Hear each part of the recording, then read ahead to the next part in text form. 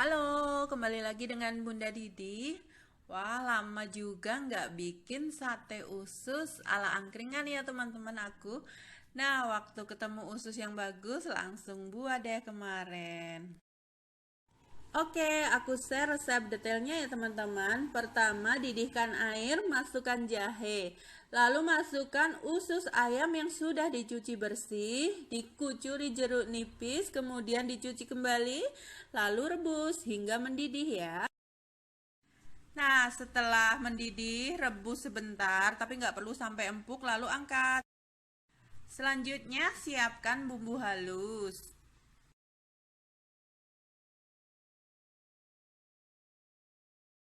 Selanjutnya siapkan air kelapa dan juga air biasa. Kemudian masukkan bumbu, daun salam dan lengkuas. Lalu tambahkan gula merah. Selanjutnya masukkan usus ayam yang sudah direbus tadi ya. Nah, selanjutnya masukkan kaldu ayam. Oh ya, bumbu untuk sate usus ini jangan terlalu banyak dulu ya teman-teman. Lebih baik sedikit dulu. Untuk garamnya juga tambahkan sedikit dulu agar ini tidak asin duluan karena nanti akan direbus lama. Lebih baik dicicipi di tengah-tengah waktu hampir matang.